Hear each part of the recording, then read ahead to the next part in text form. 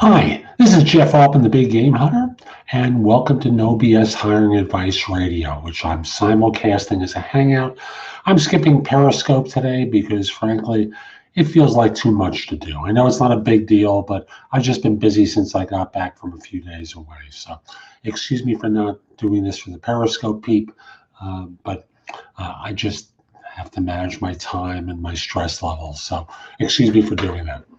This is a time where I spend about 15 minutes speaking with you about some aspect of hiring people because my experience tells me that you've got systems in place to make it far more difficult than it needs to be to hire the kind of people that you want to hire. So, like I said, 15 minutes of no BS hiring advice to help you as an HR professional, hiring manager, or small business owner be even more effective with your hiring. Now, today's show is brought to you by two sponsors. Audible is the first. And if you go to audibletrial.com/the big game hunter and sign up for a free trial of Audible, you'll be able to get a free audiobook as part of that trial. I know you like audio. You listen to this show, maybe you listen to Job Search Radio, my flagship show, which is hosted on Web Talk Radio. It's also in iTunes, of course, and Stitcher, and a variety of other podcast directories. Maybe you listen to No BS Job Search Advice, but whatever you do, I know you enjoy audio. So I just want to make sure that you can expand your audio experience through Audible. My other sponsor is consultingassignments.com, which is a site where you can find and fill consulting assignments, full-time consulting positions, temp to permanent contract to hire opportunities anywhere in the world, completely free. Where posting a job or a resume is free, searching jobs and resumes is also free, as is the ability to contact one another. The only thing the site charges for is if you're going to feature a job or a resume, it is $10 for 30 days. Ooh. So again, consultingassignments.com. So today's show is really about hiring creatives and creative people, creative personality, people who populate jobs that we consider creative, have a completely different dynamic than those that are revenue generating jobs or operations jobs, because their thought process is different. Their way of approaching life, the universe, and everything is different. And unfortunately, many of you conduct yourselves in a way where your hiring process is the same meat grinder for them as it is for these operations people, these sales people. They don't respond well to that. And if you say too bad, well, that's your prerogative, but at the end of the day, you're not getting the most creative people that you can get, and that can impact your bottom line. So I thought a show about hiring creatives was a good idea. And excuse me for missing last Wednesday's show, but I was on a flight to New York where I was meeting some people to help with a workshop. So I was away for a few days, was supposed to be back Sunday night, but unfortunately flights out of New York were canceled on Sunday night and didn't get back until Monday. No matter, I'm back today. No BS hiring advice, today about creatives. So here's the first thing. Number one is to acknowledge when you're hiring a creative person, you have a need and you believe that a creative person is the kind of individual that you need to fill this role. And it's not purely about their skill set, it's about their way of thinking. So let me ask you, does it really make sense to put a creative person through a traditional process? I don't think so. I think what you get are the survivors while the others roll their eyes and go off and work elsewhere. So my thought right off the bat is you have to adapt your process to deal with the realities of what what a creative person likes in the way of a process so that you can attract the best people and ultimately make your best choice. Now, your choice may ultimately be an extremely creative person who got through the process, who you're able to persuade to work in your organization, even though you have the sense that they're culturally not quite a fit for your environment. Or you may get a person who's really out there, or you may go the conventional route. No matter, I want you to have the greatest number of choices. And that really requires treating the process a little bit differently. Now, Yeah, the basic philosophy is if you expect creative people to live in a box and to operate within a box and go through an interview process that puts them in a box, they rebel. So you need to think creatively about your process so that these people feel challenged and interested. Now, if you're recruiting for this, or let me even backtrack, if you're advertising for it, you have to do a different kind of job ad. So they'd like to see job listings that have some personality to them. And as such, if you write the typical ad that has a list of skills and responsibilities, yawn, it's just not interesting. Talk about the real work and do it in a way that's human rather than bureaucratese. Show some personality. And I'm not simply talking about, are you the kind of person who likes a great challenge? Well, we've got a challenging opportunity for you. Again, that's like a million ads. Think personality. If you don't know what that is, go online. I'm sure you'll find some ads with some personality that'll make you go, that's it. And that's what you need to start off with if you're advertising. If you're recruiting, I want you to think in terms of how you pitch your job.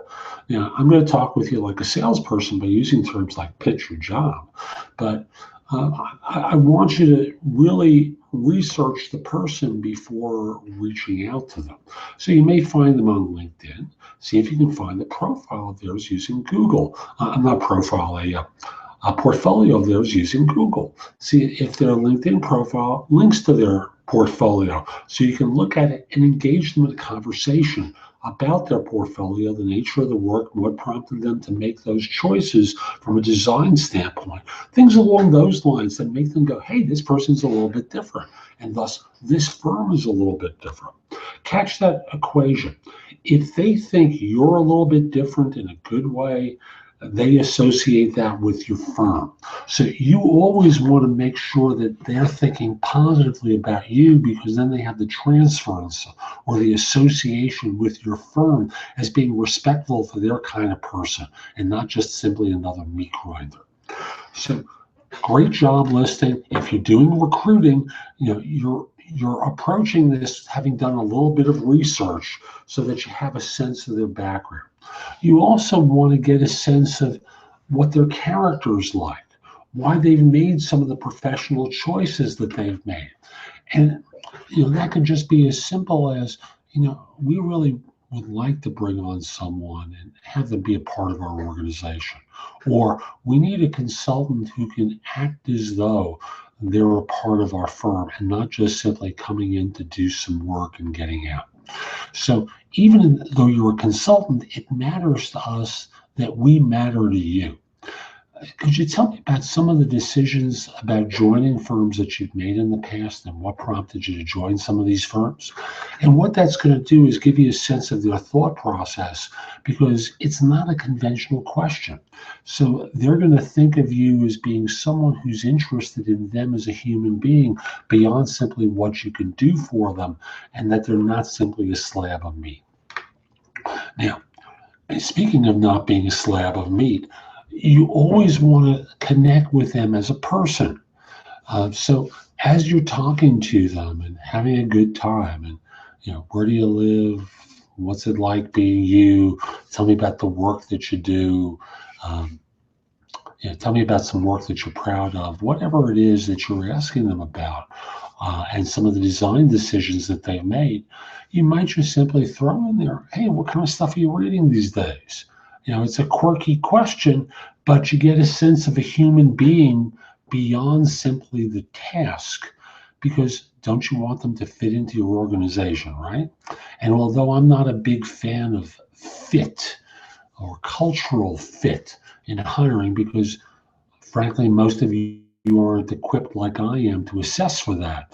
You're not institute trained. You don't have a background in psychoanalysis like I do.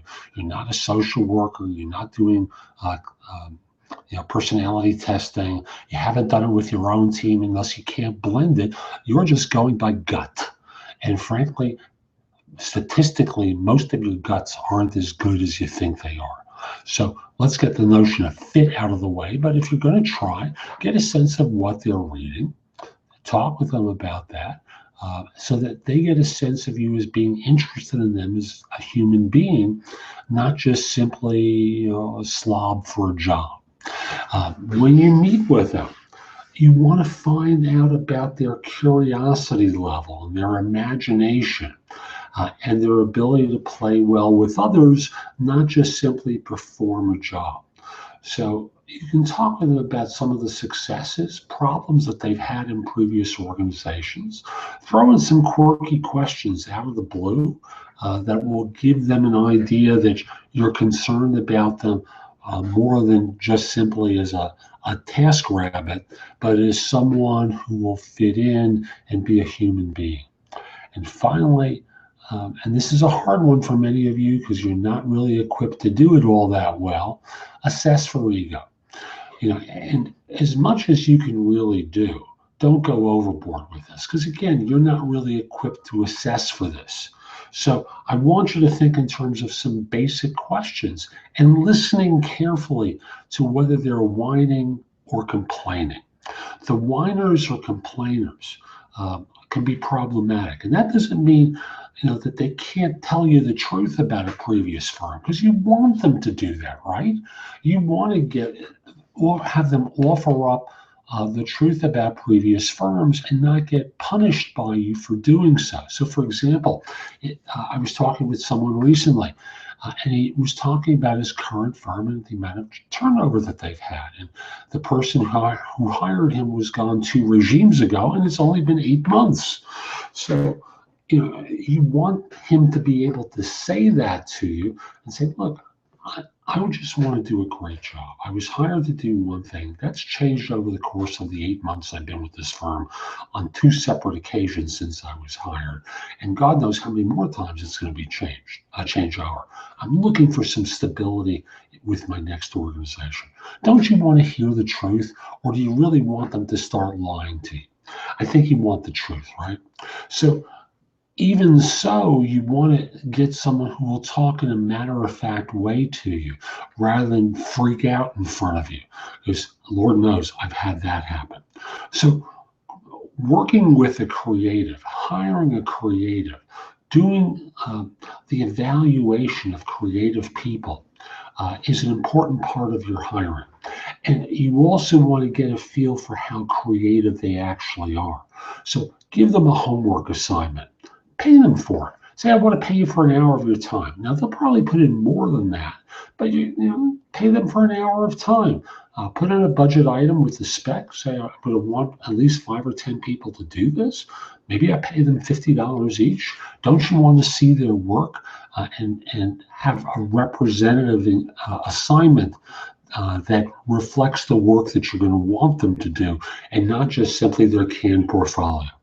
So that's my advice for hiring creatives. I hope you find it helpful. I also want to encourage you, come over to my website, which is thebiggamehunter.us, and go exploring. Now, right now, I have 2 areas where you'll find information for you. One is a page called No BS Hiring Advice, and I'm moving that over to the blog. Now, the blog has advice for job hunters, for headhunters, and for you as an HR professional, hiring manager, or small business owner. So when you get to the blog, look in the area where there's categories listed, and look for No BS Hiring Advice there. You'll find information that will help you make even better staffing decisions. Also want to tell you, I want to help you with recruiting for your open positions.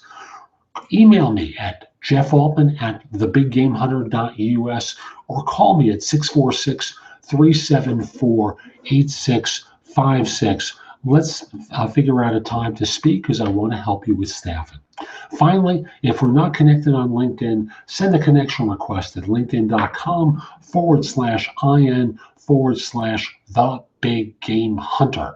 I accept connection requests from people worldwide, except if you look like a spammer or scammer, or if you're a third-party recruiter. I'm Jeff Altman. Have a great day. Take care.